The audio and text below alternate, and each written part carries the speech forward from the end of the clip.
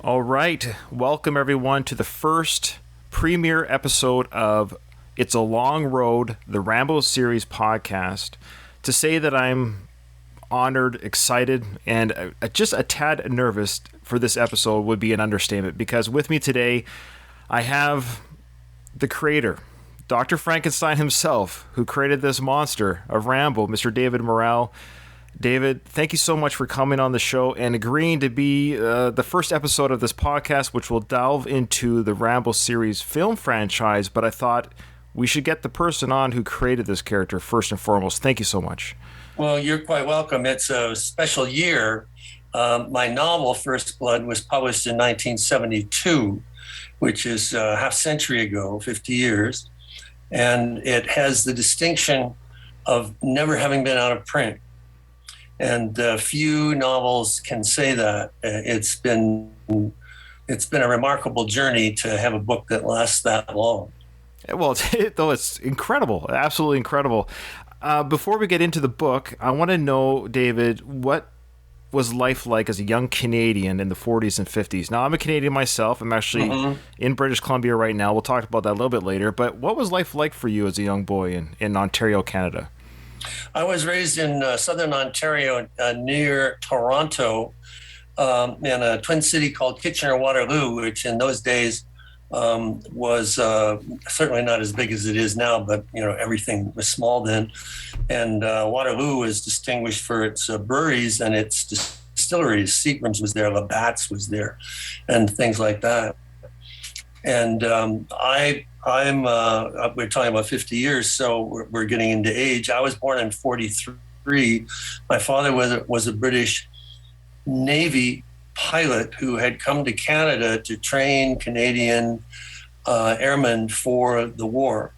And he was shot down shortly after D-Day, a few days after D-Day. And so growing up for me was difficult because I didn't have a father.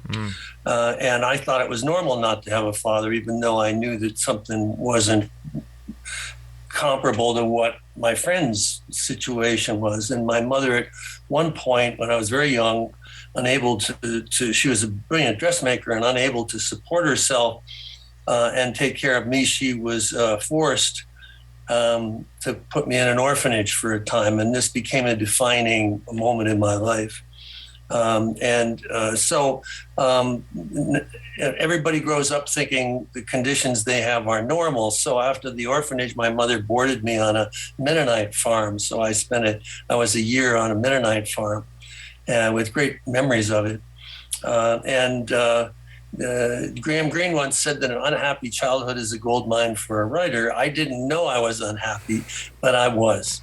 And so a lot of the themes of abandonment, of not trusting people, my mother remarried and the stepfather did not care for children and we didn't get along. And so there's a persistent theme in my work, which shows up in the novel First Blood, as opposed to the film, where the age difference is not the same, where Teasle is old enough to be Rambo's father. He is, in effect, the stepfather. Right. And so there are a lot of psychological things that, from my youth, wound up in my work. Well, I didn't know that history, so thank you for sharing that. I know it's very personal. It was going to be one of my questions, because the characters of Teasle and Rambo in the book, which I just reread again. I've read it before, but I thought, boy, I better reread it for this interview, and I'm so glad I did. And the characters in that book talk about flawed, lively, like their lives were just so flawed. Characters of the abandonment of fatherhood, mistrust, everything you just said. And I was going to ask you, what did you draw from? Well, I guess that answers that question.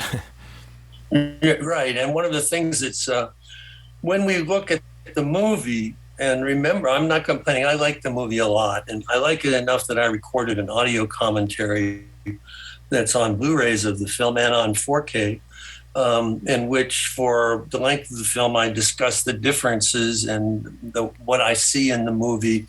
And it's a good movie. It's so well made on so many levels.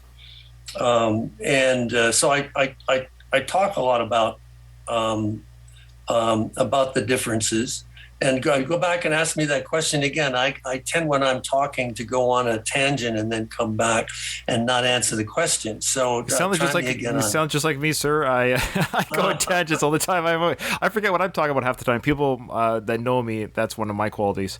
Well, why did you go to Penn State? What drew you to Penn State at the time? No, but back up. There was a question in there that I was heading toward. Well, we were talking about the abandonment of fathers, father figures. Oh, sure. Yeah. So in the movie, Teasel and Rambo are basically the same age. Right. So there, what we have is disagreeing brothers.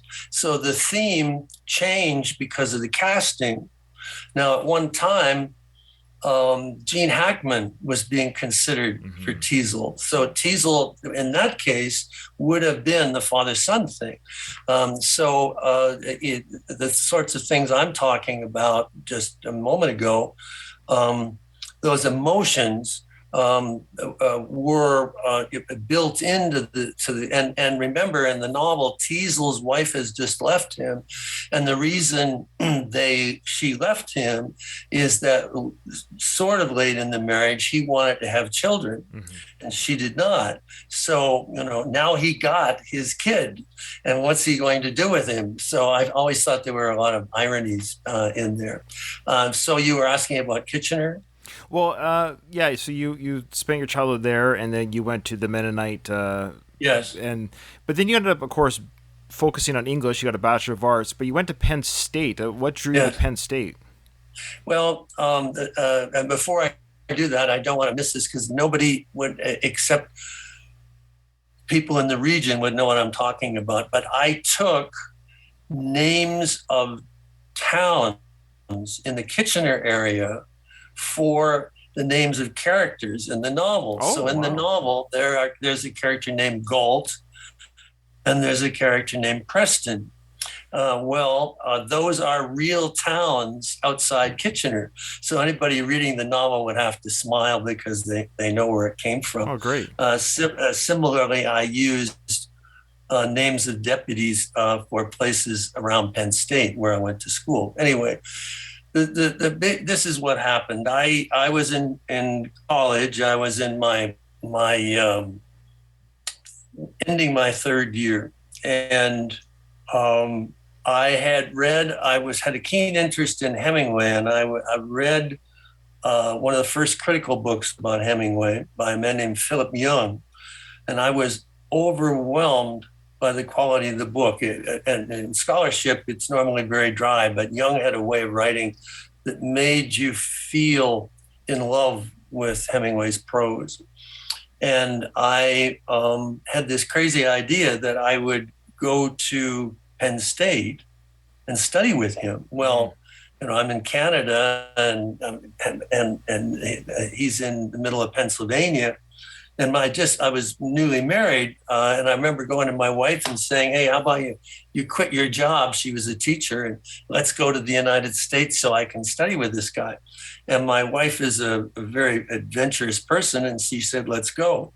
So I wound up at Penn State, and there I met my first encounter with a truly professional fiction writer, and I'd always wanted to write fiction. And his name was Philip Klass. His pen name was William Tenn, and he was a science fiction writer. I don't write science fiction, but the techniques are the same. And so I guess he sensed the drive I had in me, and so he helped me a great deal. And so it was at Penn State that I started to write the novel. What was a technique or two that you could share with us that Mr. Tenn shared with you that helped you with your writing of First Blood?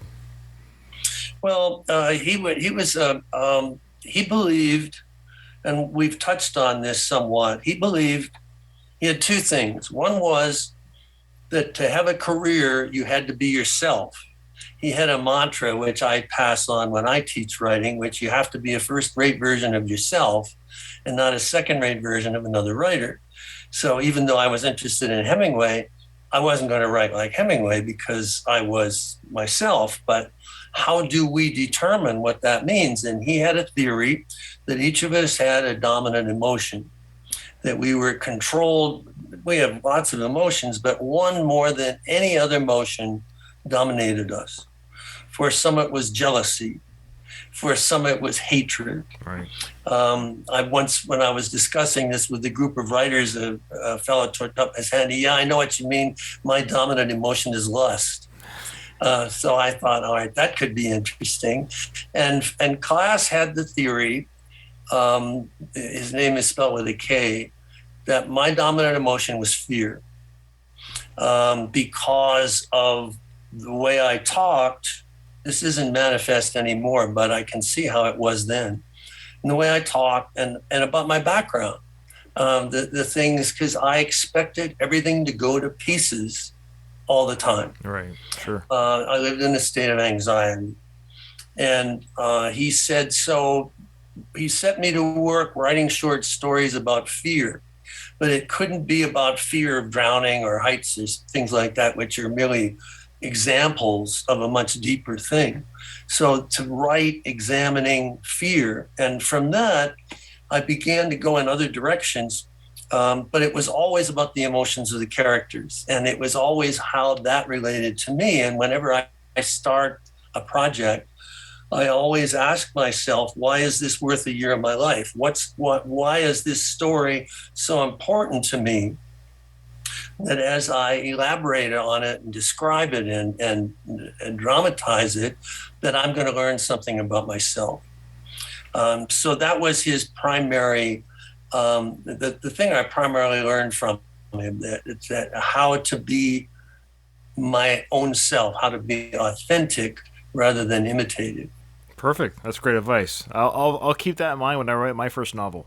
It's very difficult because we're influenced by people we admire. Right. I didn't have a chance to talk about a television show called Route 66, which was on the air from 1960 to 64, about two young men in a Corvette convertible who travel across the country and see things and have experiences. They bust out. And the head writer for that was a man named Sterling Silliphant. And in my quest for a father, I had written, just as Philip Klass became my father, so to speak. So I wrote to Sterling Silliphant, who began giving me advice, and the guidance that he gave me through his writing. In effect, he became a kind of father. And I never wrote like Sterling.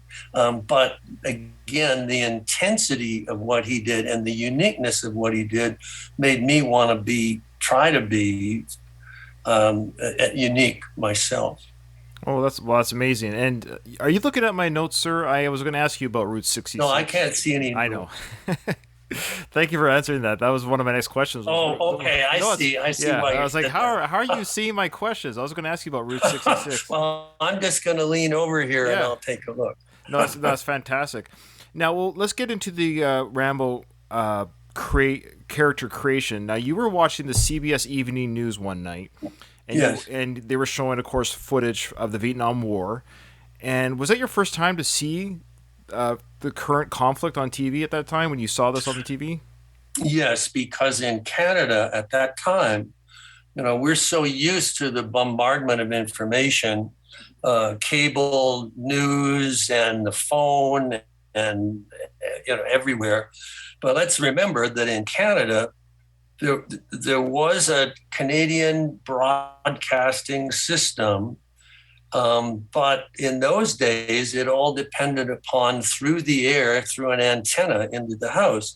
Very, very touch and go. Sometimes you'd get a program and sometimes you wouldn't, and it was mostly Canadian issues. So truly, I had barely been aware of the Vietnam War when I went to Penn State. This sounds so long ago, but to me, it's still very vivid in 1966. And I arrived to find my fellow graduate students terrified about being drafted. Of course. So I wanted to know what that was about. And then that in turn led me to, begin to understand how the Vietnam War was so big a deal in the United States compared to Canada. Now, the key here is that when I received my student card my student visa to go to study in the United States with my wife accompanying me.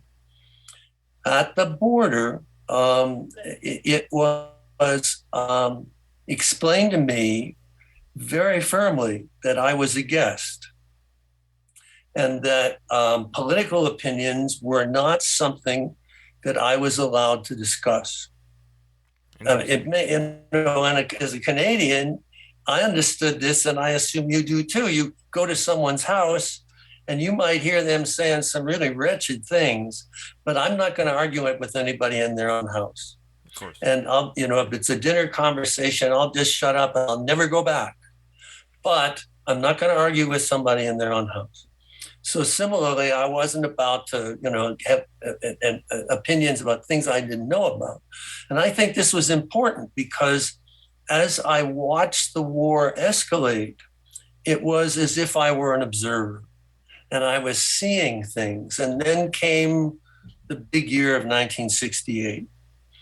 And in 68, Martin Luther King Jr. was assassinated.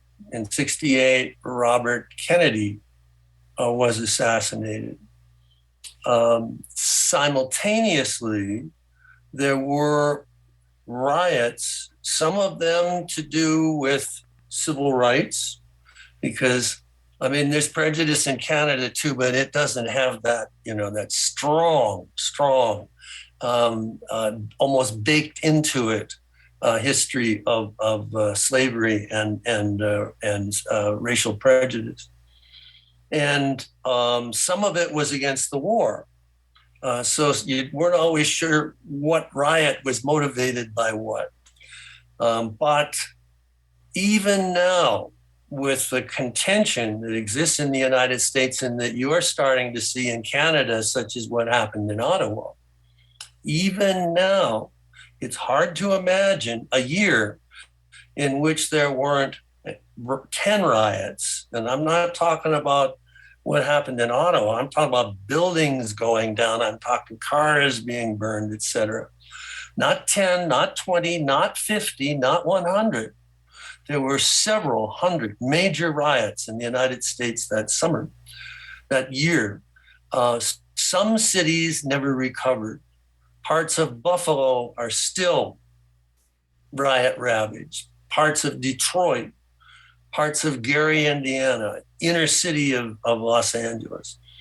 Some of them are still abandoned, although over the years they've been worked. But it was devastating. And I'm looking at this as this observer from another country where I couldn't imagine this in Canada. And I thought there was going to be a civil war.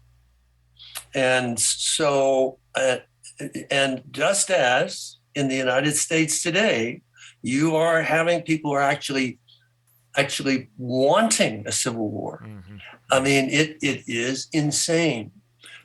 So I was watching this, and as you mentioned, this CBS Evening News, where there was a firefight in Vietnam, and there was a riot in the United States. And I thought, if you turn down the sound, they're the same story.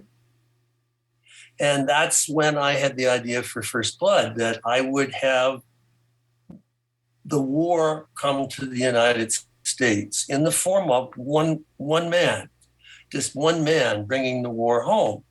And then, and I suspect you may ask me about this. You may, if you have a question there, ask it, because I think you know what I'm going to ask. Well, go ahead and start.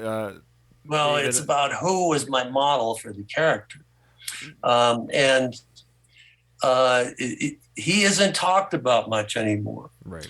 But Audie Murphy, Audie, was in his day extremely famous, not only for his war record. He was America's most decorated soldier of World War II.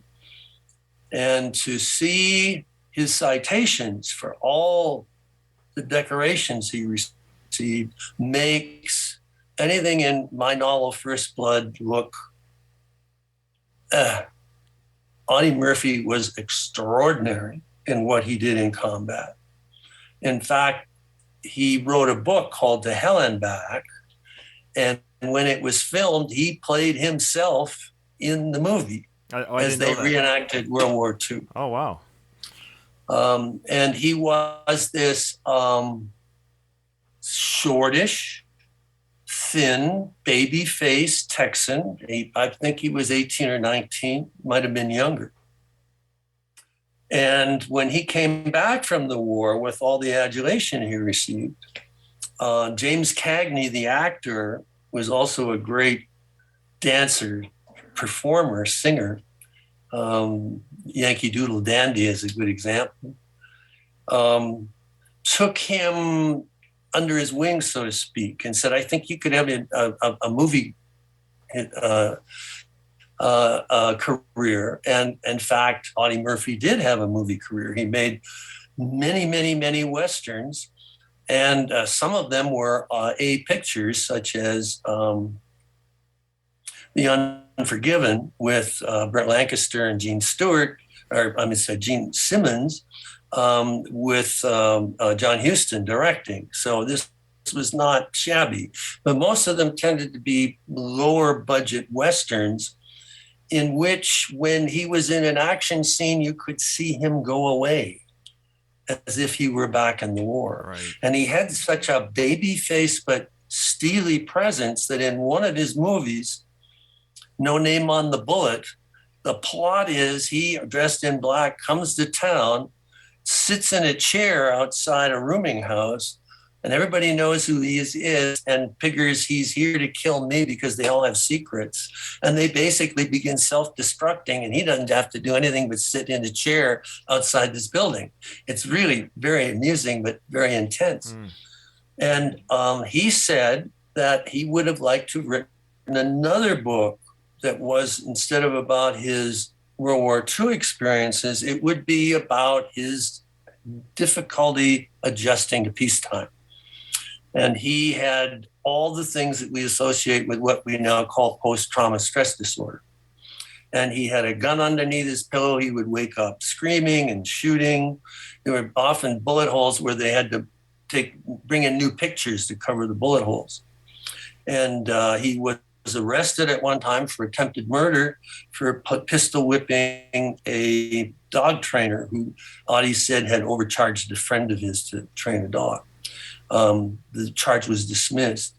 In a way, a tragic life after the war.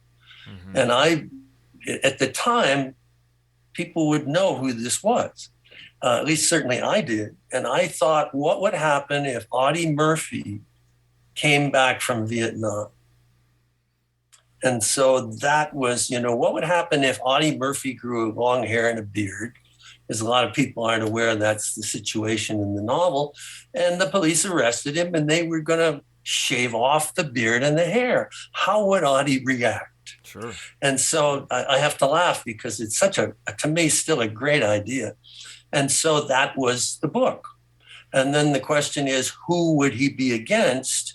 And maybe you have questions about that. I don't want to drone on, but you're not. Nobody wants to hear me, sir. You're the guest of honor. Well, it's better that I don't lecture than we have a conversation. Well, I wanted to say that bringing the war home, that was a stroke of genius on your part. I don't think, and correct me if I'm wrong, and I don't want you to pat yourself on the back, but was that a storyline that was ever introduced before, like a violent war at home? So there's one thing to bring the post-traumatic stress at home, but were you the first one to kind of bring the actual physical violence home from war to home soil? There are Westerns, and First Blood is a contemporary Western. I modeled it as such. He is the gunfighter, the stranger who comes to town, the gunfighter, and they won't let him hang up his guns. There are not any number, but a couple of films. I'm thinking of a Robert Taylor Western called Devil's Doorway, 1950, 51, somewhere in there. In it, in one of those ways that Hollywood had at the time, Robert Taylor plays a Native American who served in the Civil War for the Union and was decorated, in fact, has the Medal of Honor. Oh, and interesting. comes back only to find that the local ranchers and bankers want to take his ranch away from him. And so he uses techniques from the war Okay. in order to fight back and dies. Yeah. It's not a happy ending. There's a picture called the Lusty Man. No, it's not the Lusty Man. It'll come to me. It's a Glenn Ford film in which Ford was in the war, and now he's a rancher. It's funny how these things break down into certain themes. And again, the bad guys are coming after him, and he begins using tactics from the war against them. And I wish I could. It's a fun movie. I wish I could. The title might come to me. So in westerns, it's a theme that, in terms of the Civil War, in civilian life afterward. But I don't know if someone might find an example. But I'm not familiar with a war veteran who comes back, who then makes war on, as it were, the United States. Yeah, we should I'm make it not clear. familiar with. Yeah, we should make it clear to our listeners who maybe haven't read your book. They will be quite surprised if they're familiar with First Blood, the film, and they go read that book. Rambo is crazy in the sense that he lays destruction to a town. He destroys a town. Yes, he destroys a town. He's furious about what the war did to him. And he's been wandering the country trying to see what he's been fighting for. And he has the Medal of Honor, but he's very confused. And this police officer will not let him alone until finally things get so out of control that we have the war. And the book is structured so that the chapters alternate between Rambo looking at the police officer and the police officer looking at Rambo. And they have almost an instant hatred with each other. Yes. And they do not make any attempt to understand why the other person is behaving that way. So it escalates and escalates and escalates, which is basically, I didn't think I'd ever see it, but in the United States, First Blood's as relevant as ever. That the novel is, because what you have is opposing sides who are so entrenched that they're not interested in the discussion. They're not interested in trying to understand each other. And the alternating chapter viewpoints became actually the theme of the book. So that you'd be in Rambo's mind, you say, yeah, that rotten police officer. And then you'd go on the police officer's mind and you'd say, well, that damn kid, why doesn't he straighten himself up? And, they'd go back and forth like that until, things were irremediable. Well, you said in your foreword that escalating force results in disaster. Nobody wins. Yes. That is correct. That's in the novel. And I mean, that's the theme.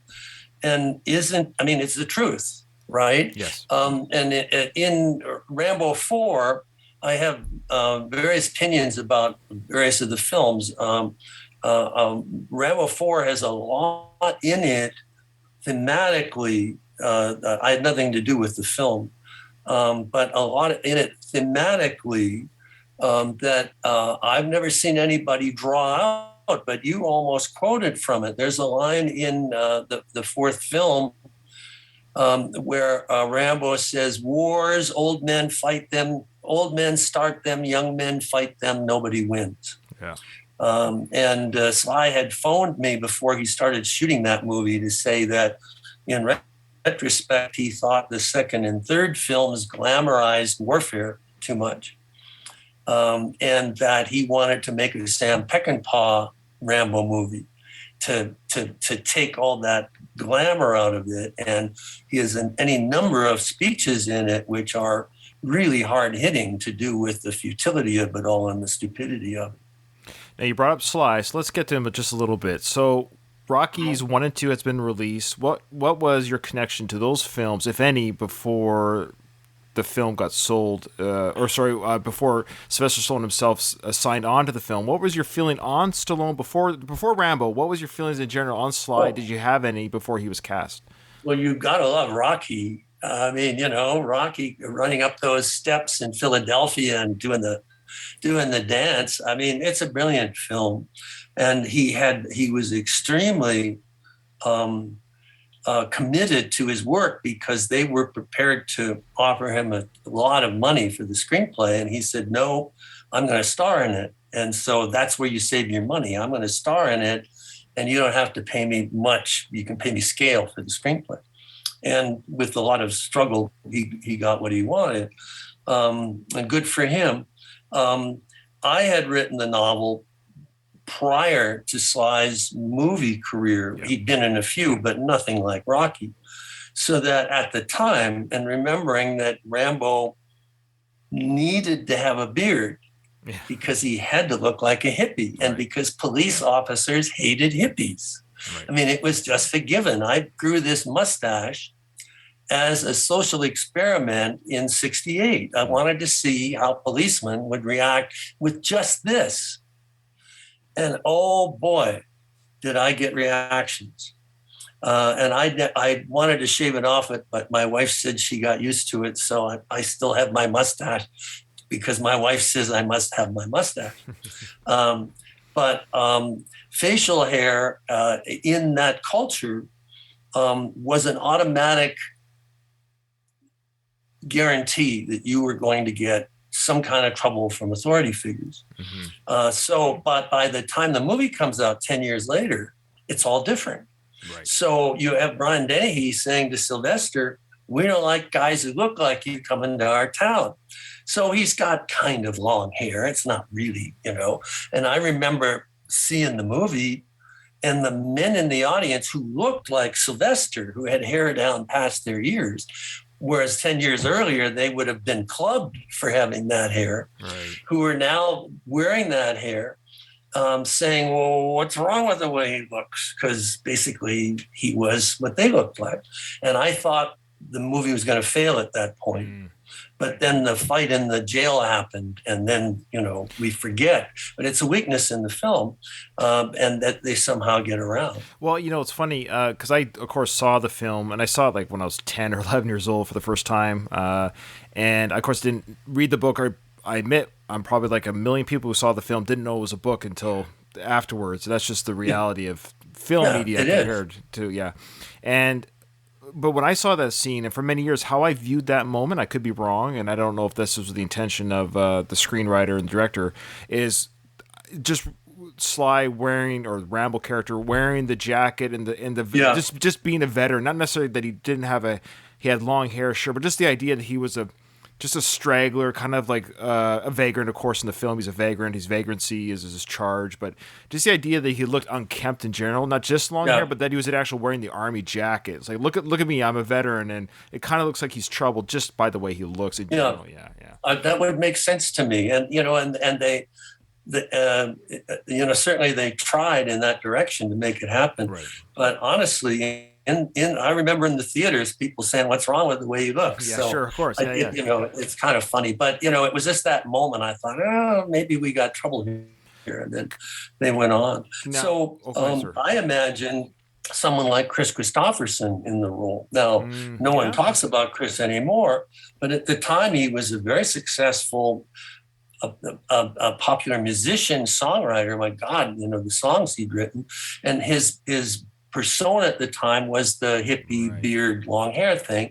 And he had been in, this was after I finished the book, but he'd been in some films where he had the beard. And I thought, that'll work. But it took 10 years from when I sold the film rights. It took 10 years before the film was made. There was a lot of things in the meantime. And by then, Chris was not the movie star that Sylvester had become. Right. And more than that, Sylvester had an overseas audience, which was very important, to broaden. Movies were no longer thought of as an American audience. It was a worldwide audience. What did Sly get right?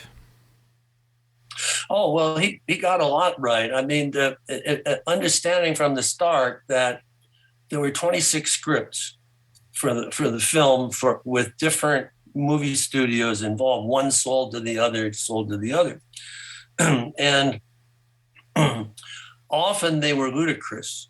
The worst, and this is again one of those things that maybe nobody will get unless you're a tennis fan. All right, somebody called Rambo the Bobby Riggs of guerrilla warfare.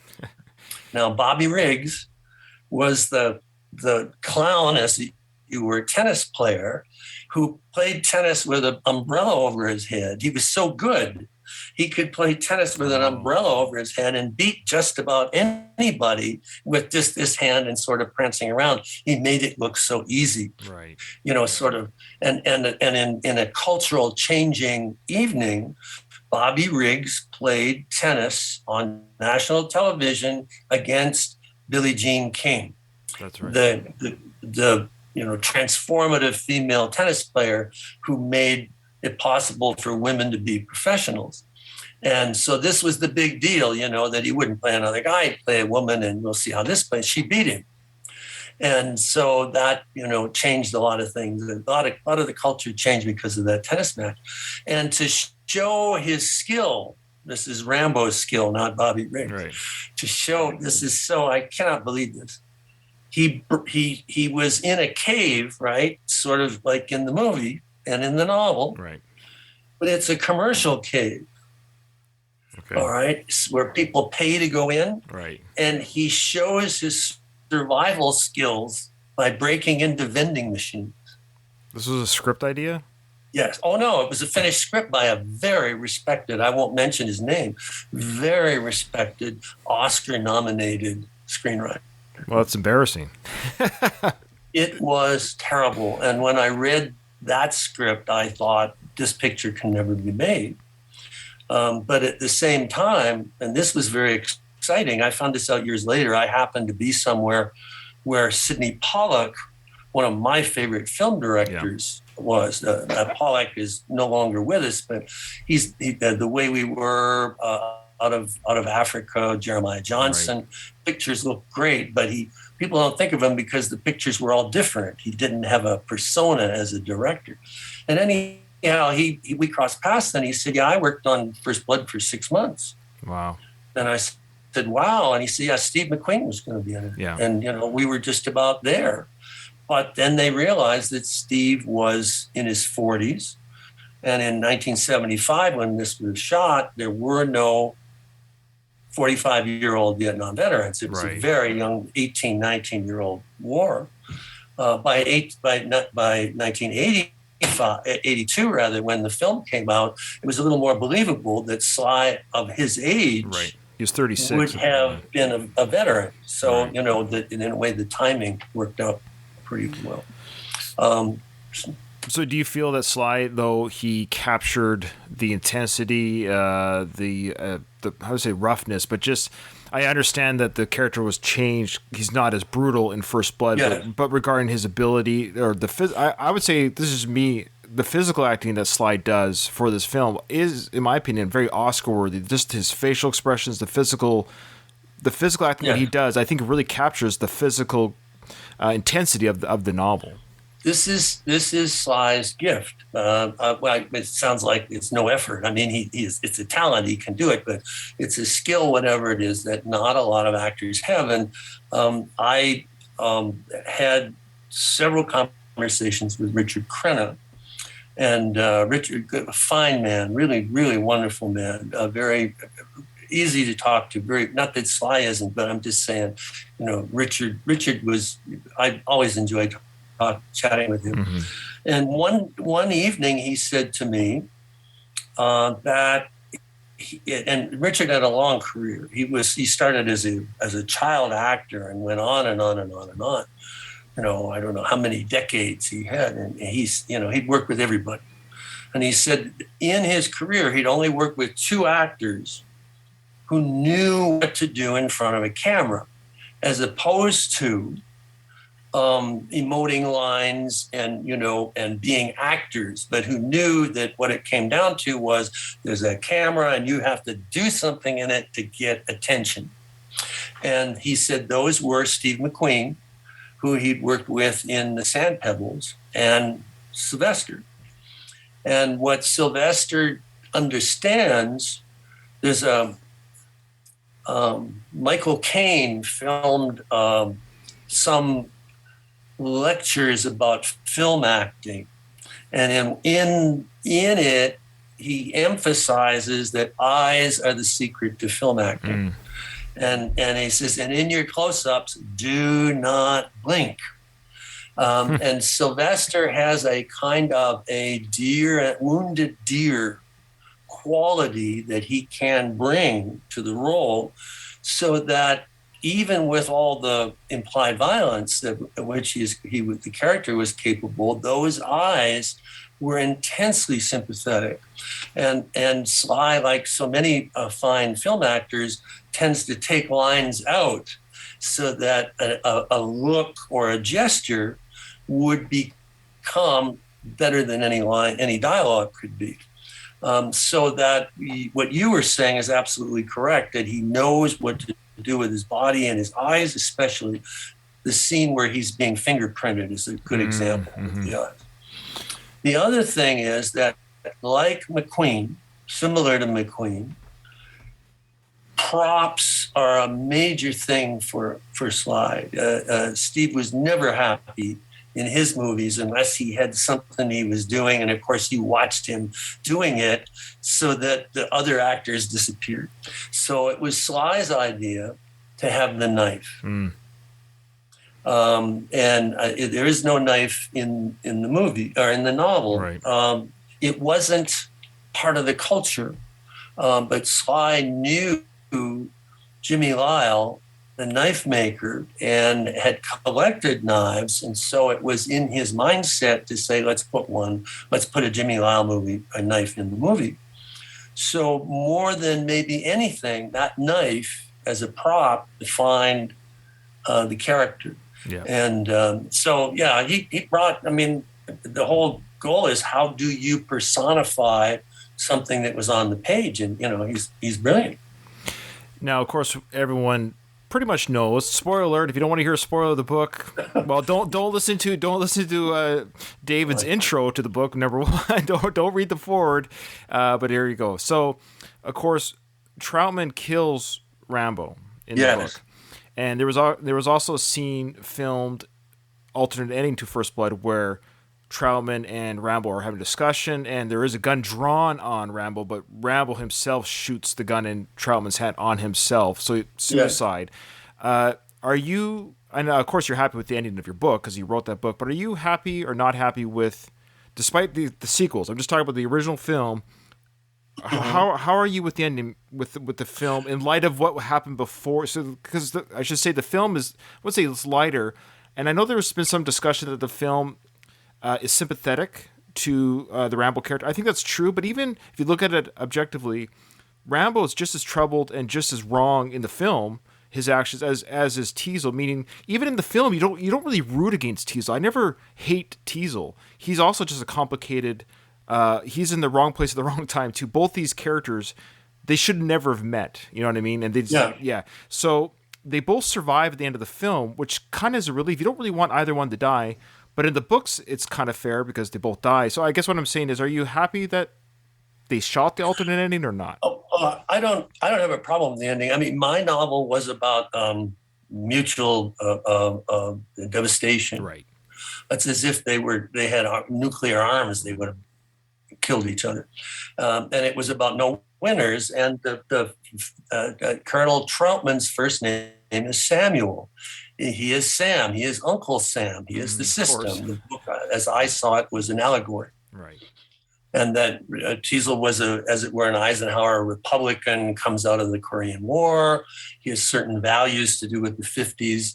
And Rambo is, as it were, a disaffected war veteran who's, almost a war protester. And, of the type back then that burned down buildings.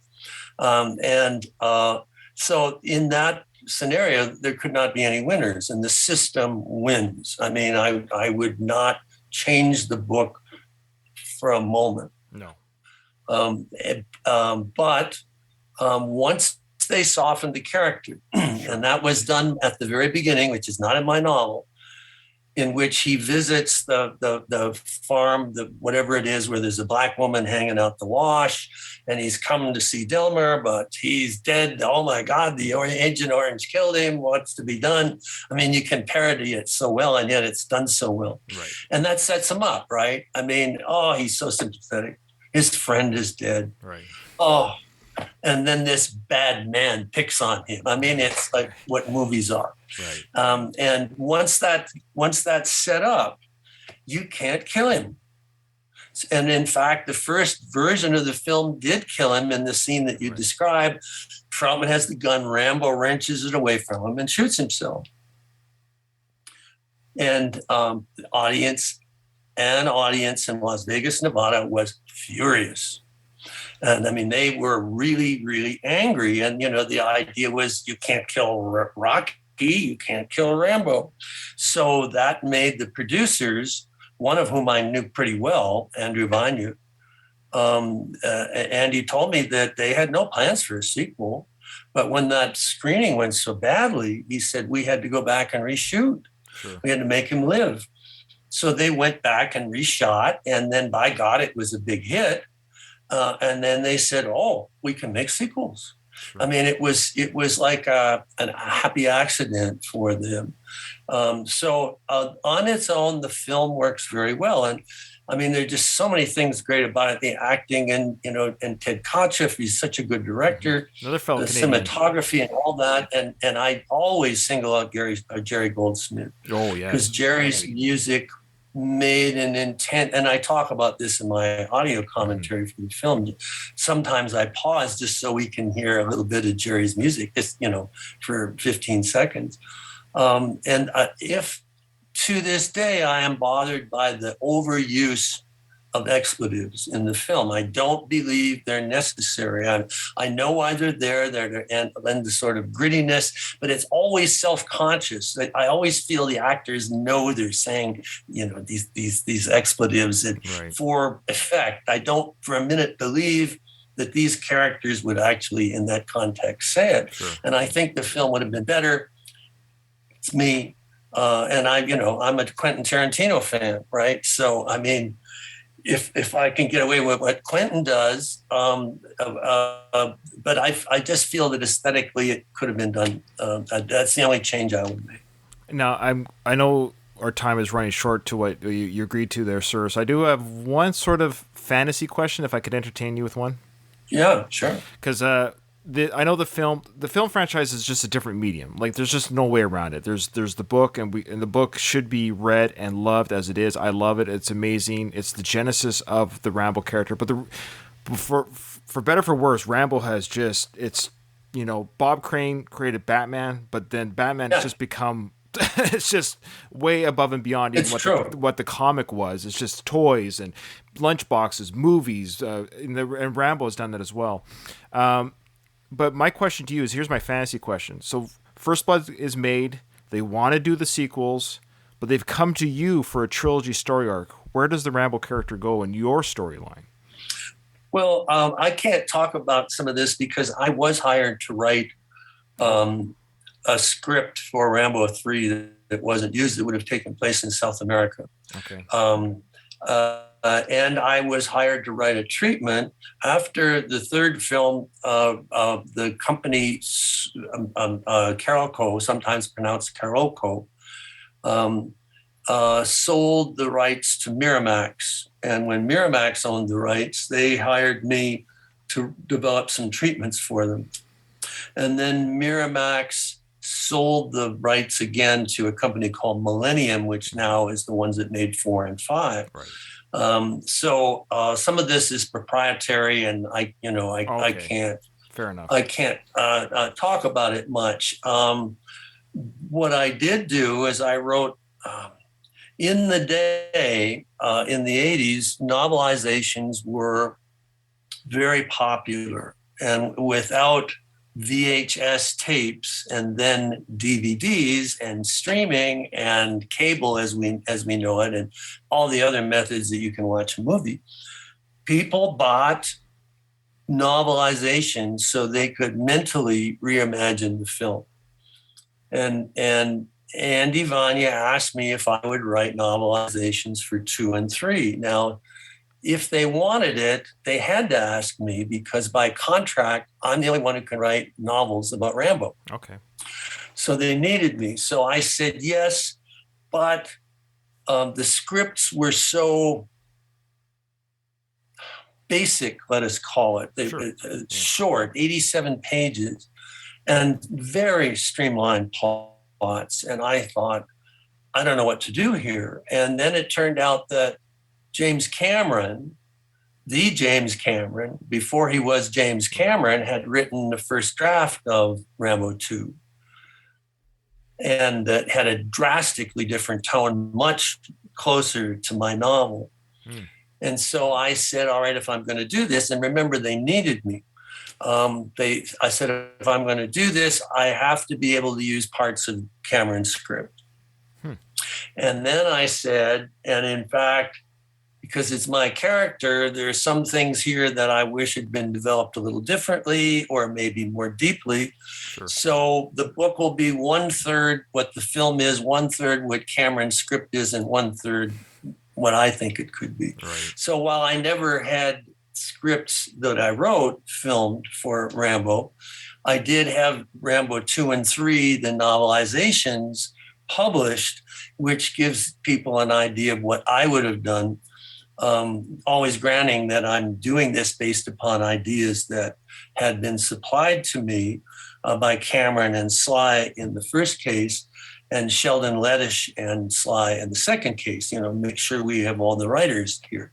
So, it's complicated, but those novelizations have lasted too. One of them was 6 weeks on the New York Times bestseller list. Well, I read both. It's been a while, but I was one of those teenagers that bought novelizations just for those reasons. I bought them all the time. I bought Batman, Tombstone. I bought all those novelizations. I love. In fact, they would release them before the movies came out. Yeah, it was part of the promotion. Yeah.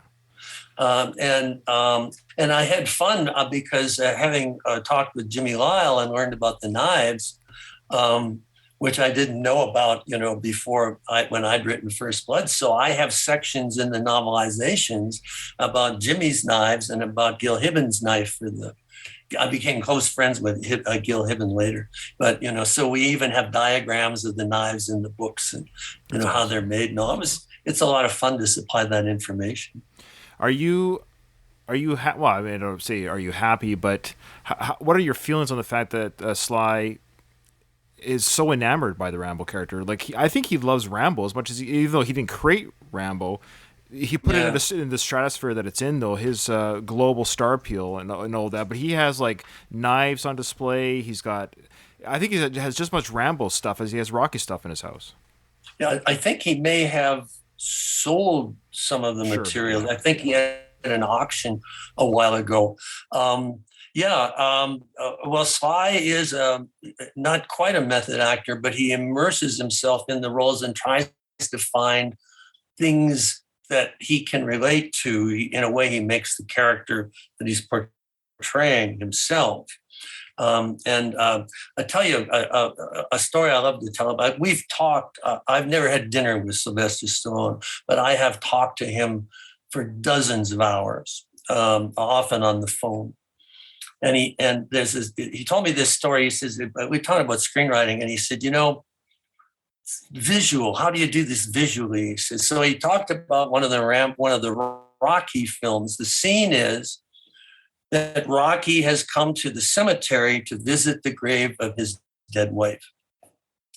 And he's trying to establish that he goes there a lot. Yeah. So the way an ordinary screenwriter would do this is that Rocky would walk down a path and there'd be a guy on a power mower going by and he'd say, oh, hey, I see you're back, Rocky. Nice to see you. And that would say, all right, he comes a lot. So it's dreadful. So how do you do this to make it fresh and, intriguing?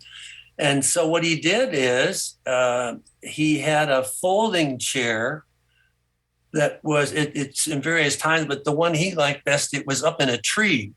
So he came and he pulled down the folding chair and opened it and he sat down. And that told you everything, right? You didn't need any dialogue. You knew that he came there a lot and that they tolerated him putting the darn chair up in the tree. It's wonderful. Yes. And so that's, what he does. And yeah, Rocky and Rambo, two different things, but it's rare, in fact, for an actor to be associated that closely with two characters. It is, and not only that, I've said this before on my Rocky podcast, but we obviously talked about Rambo quite a bit throughout that series. That Stallone, he's often slighted for his acting, which I think is unfortunate because I think he's an incredible actor.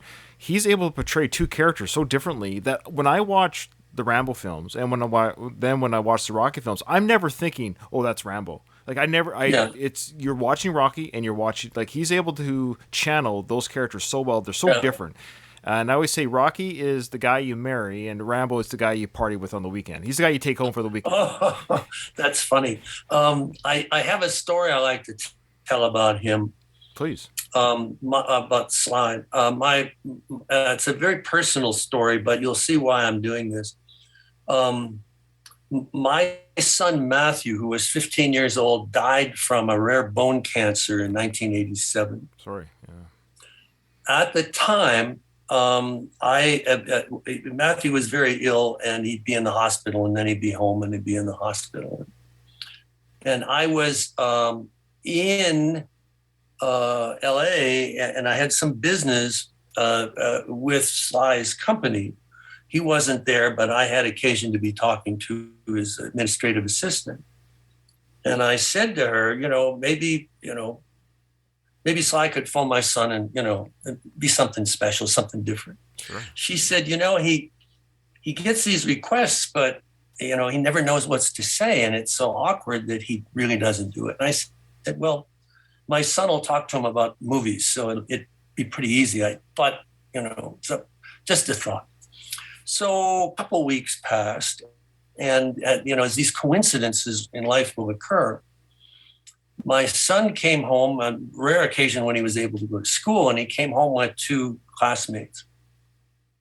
And the tape of First Blood, the VHS, had been released. They were very expensive. I think I paid $50 American for it. They were very expensive. We think of what a CD or a DVD or Blu-ray, you can get a Blu-ray for $9.95 or less, but they were very expensive and rare. You had to order them specially. But I had it, and he said to the kids, "Do you want to watch First Blood?" And of course, chances are their parents would not have let them watch First Blood. So not that it's really a very non-violent film. It really is. But people get, I don't know, people go crazy. So they're in there watching it, and the phone rang in the kitchen, and I picked it up, and it was Sly's assistant. Said, "Is your son there?" And I said, "Yeah." She said, "Well, Sly, if he's there, put him on. Sly's going to talk to him." So I went in, and they're watching. I think it was the cliff scene. Right. I said, "Do you want to talk to Sylvester Stallone, Matthew?" And they all laughed. Of course. I said, No, he's on the phone. Wow. So they all ran out into the kitchen, and the two classmates watched Matthew on the phone. So they're talking for, I bet it wasn't 30 seconds into the conversation that my son said, "So how are the grosses on your latest film?" So they talked for about 15 minutes. Oh, wow. And, he didn't have to do it, Sly. It's this is for me a big deal. Sure. And, all these years later, I still remember, and I'm grateful. He was very kind. And, in the ultimate, Matt died, in the ultimate, what difference did it make? But if we want to go on an existential level, that each moment matters, then it was a very big deal. So anyway, I think your listeners, your viewers would find that story interesting. Oh, well, I did, if that matters. I did. So thank you for sharing that very personal story. Before we close, what's next? Well, my career is based upon the exploration of genres. So in the 80s, I wrote action adventure outdoor, First Blood being typical. In the 70s, rather. In the 80s, I wrote espionage novels, and the book of mine, The Brotherhood of the Rose, was adapted into the only TV miniseries still to this day to be broadcast after a Super Bowl. I mean, I just love to be able to say that. That's nice. That's and awesome. It was published in 1984, and it too has never been out of print. So this is 38 years? Wow. If my math is correct, and it's never been out of print either. And then in the 90s, I wrote other kinds of thrillers, if you like. And in the 2000s, early 2000s, I was interested in non-supernatural horror and books that had a mood. I wrote one book called Creepers, which takes place almost entirely in the dark in a hotel that's been abandoned for half a century. And then I wrote some Victorian thriller historical books. And at the moment, I'm working on a Western. Nice. So I love Westerns. So I go all over the place, but I always try to do them with a difference. How can I do them in a way they haven't been done before? How can I do them so it's someone else coming to the genre has to take it into account in order to move forward? So I've been working on a Western. It's very difficult because they're maybe more than any other genre laden with cliches. Right. But the cliches carry an emotional value to them. Okay. Yeah. They're there because they're repeated so often because people find them satisfying, the emotions. So my task has been to find substitutes for the cliches that in theory create the same emotion. And that has required a lot of thinking and a lot of rewriting. And it's a long book. I'm at 117,000 words, and that's probably be my longest. It'll be probably 130,000, very long. Wow. But I'm in it now, so you just go with where the project takes you. This has been. I feel like I've got 1,000 questions, David, that I wanted to ask, and you led the conversation, which I want. I have more questions. Look at this. Well, let's try one more, and then we'll because I always believe in leaving. Let's leave people wanting more, but if we can do one more. Okay. Well, the one question I had, we're going to go back to the PTSD and the war veterans, because I didn't know if I told you that, but I'm actually a military member myself right now. You didn't mention that. Yeah, I'm in the Navy, the Royal Canadian Navy. I have been for 18 years, and I haven't been to war or anything like that. Of course not. I've been fortunate, but I'm prepared to serve if necessary, if called upon. And that's what I trained for. But of course, when Rambo was written, or when First Blood was written, there's veterans at the time during the Vietnam War and Korean War. And I'm just curious, since this book has come out, have any veterans come up to you and spoken to you about the PTSD that is displayed in the book and what it meant to them? Yes. The most memorable conversation I had, I was at a book signing. This would be when the movie came out. And a woman said to me, a man had come up and he wanted a copy signed, and we talked. I tried to talk, it's not just here, go away. We have conversations. And a woman said, in a way, the book and the movie had saved their marriage. And the reason for that was that he had been very withdrawn after coming back from the war. And I guess he'd seen combat, and running around those jungles, it must have been terrible. Oh, yeah. Sure.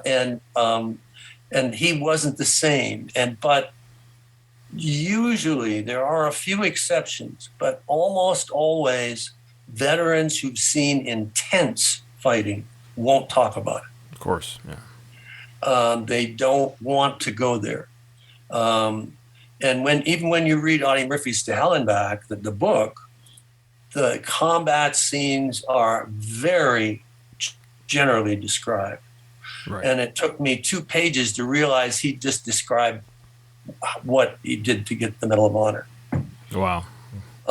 And so she said he kept it in, but when they went to see the movie, he went home and I guess it was in a good way an emotional night then, because he began to talk. He'd identify with the character enough that he began to talk, and thereafter talked more, so that she began to see what he'd been through, and he began to feel more comfortable adjusting to it. At a time when post-traumatic stress disorder was not a term. That came after about 85, when the second movie was coming out. So in further conversations here and there, I have no way to prove this, but I think the movie changed the culture, because until then, you would see demonstrations against returning American military personnel who'd been in conflict, who'd been in combat, as if it was their fault. That somebody disagreed with the war, it had to be the person fighting it. Right. And what I think came out of this, and also later, I mentioned that line from Rambo 4, wars, old men start them, young men fight them, nobody wins. That I think the culture changed. I mean, you don't see demonstrations against returning military personnel, but you did before then. Right. So I think, and again, no way to prove it, but I'm convinced that it changed the culture. And however, it changed it in another way, and this might be a good way to end as I tell you this. In 2010, I was part of the first USO, which is it's a service organization that takes, for lack of a better word, culture to soldiers, to not just soldiers, but military personnel, because as you know, in the Navy, you're not a soldier. Right. To bases so that they don't feel, so remote and isolated. Right. So this was the first USO author tour, and to add to it, to a war zone. So we went to Iraq, through Kuwait, because you can't fly into Iraq, through Kuwait into Iraq. And that in itself was a revelation, but the story doesn't pertain to that. Before going there, for reasons that I still don't understand, because I'm not sure what good it did, we toured 2 military hospitals in the Washington, D.C. area. And we went particularly to the areas where military personnel had lost limbs. An arm, 2 arms, a leg, 2 legs, 2 arms, 1 leg, no legs, no arms, no legs. Right. That went on for about 6 hours. I was able to do it because I had been in a pediatric cancer ward for a very long time with my son. Okay. And I had seen bad things. And while this would not compare, I just said, hey, Matt, give me a hand here. And I'm getting a little choked up even thinking about it. So, to a person, every one of those amputees told me they had joined the military because of the Rambo films. Wow. And I said, well, I guess in some way that makes me responsible for what happened to you. Right. And they said, no, you don't understand. I'd do it again. Wow. And I'm still trying to understand that. Now, in the military, it's about family, not your birth family. It's about the unit. Right. And what you will do for your team. That is your family, maybe more than any other family you have. And it's something that most civilians don't understand. Right. How powerful the bond is, and how someone could come back from war and go back to the war because they missed their unit. And that's what I think they were talking about in terms of why they do it again. But as one mother, because a lot of these people couldn't be left alone, they couldn't care for themselves. So inevitably, the rooms were big enough. They had like a lounge chair there, and there'd be a mother who lived in that room, because this was like a 6 to 8 month to get the person ready to be out of the hospital, or a wife. And I remember one mother there, as I'm talking to this fellow, one of them, she said, oh, he had to be a hero. And so I think about this a lot, and some people listening to say, well, they were patriots, right? Yes, they were. But there is a deeper level to what patriotism means. What's going on as we speak in the Ukraine, in Ukraine, that's patriotism, fighting back when your country is invaded. Right. There are different levels of it, and what would one do to protect? It's so complicated a subject, and I worry a lot about people who say that they'd do it, they'd be heroes. They've never been in the military, but they yell about patriotism, and I don't think they understand what the word means in terms of the context that I just told you, and the cost that it can bring. So anyway, complicated circumstance, and it's another example of how the book, partly, but mostly the films. Now this is just I'm a professor. I was a professor. So I look at things from a historical perspective, just how things change because these objects existed. So anyway, it's something to think about. Well, that's an amazing story, and I dare say not a responsibility on your end, but just, I guess, for better or for worse, it's something you live with. Again, like I started with this interview, you created this monster.